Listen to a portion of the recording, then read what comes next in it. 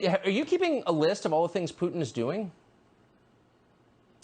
Russia's very powerful. They control a lot of things. They overthrew our government. They committed a coup on America. They control the gas prices, and Russia's responsible for our inflation. And let me just tell you, last time I checked, Russia couldn't get their good vodka into Trader Joe's. So I don't think they're really controlling everything like they say they are, okay? So the Democrats right now are in power. They have complete control of government. And like all politicians, they don't want to take the blame for anything.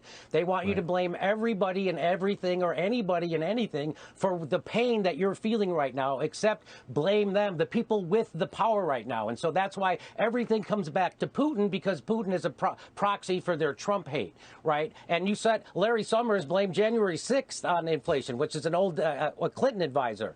So what they don't want us to realize is that we have a unipolar government, right? So if you vote for Joe Biden, you're voting for Goldman Sachs. If you Mitch McConnell, the same thing. You're voting for our oligarchy. True. And they don't want you to know that. And as soon as people wake up that we've been being screwed by the same billionaires that control Joe Biden, that control the Republican Party, that's what scares them. They don't want us to, they don't want me on your show talking to your audience, telling them that people on the left, we smell a rat. And we know that Joe Biden is completely controlled by the oligarchy and the corporations. And right now, the American people are paying the price. What are we paying the price for? Not for Putin's inflation, not for Putin's gas hike. This is Joe Biden's invasion. This is NATO's invasion. This is Joe Biden's policies. These are Joe Biden's policies that are wrecking the dollar, that are propping up the ruble to it's stronger than it's ever been, and they're blaming a foreign country. Imagine if Trump did that. They'd be making jokes about it every night on the nightly news. Of course, they're not. I mean, the nightly talk shows. But of course, they're not. They're all coddling. You saw Jimmy Kimmel have to coddle that old man,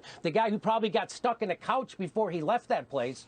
This is who's. And you know, Joe Biden's not making the decisions. We all know that he's mentally impaired, and we all know that Kamala Harris isn't making those decisions because she also can't speak in clear sentences. So who is really running the country? Well, whoever runs the Democratic Party, which is a handful of billionaires, those are the ones. So if you're paying a higher price, they did a controlled demolition of our economy with the COVID lockdowns. And nobody wants to take responsibility for that. COVID lockdowns, which Johns Hopkins University proved saved 0 lives. They didn't make any impact on the death rate whatsoever, right? So that they don't want to take responsibility for that. They want you to blame your neighbor. They won't want you to be angry at the oligarchs or Fauci or Big Pharma or the media that controls you, that makes you think that essential medicines are poison. They want you to blame your neighbor. It's everybody is a Trumper or they're not. It's you're with us or against us. And that's the only message they have left. And then they have censorship left because they have failed, Tucker. Why do you think it is that Mitch McConnell and Chuck Schumer are the leaders in the House and Nancy in the Senate, and Nancy is the leader in the, because they're not leaders. Those people have negative charisma. I wouldn't ask Chuck Schumer directions to the freeway. Why are they the leaders? Because they're the ones who take the most money from the billionaire class that actually runs this country. They take the money from them and they disperse it to the other members of Congress, so they vote for them as leader, not because they're leaders, but because they're the most corrupt.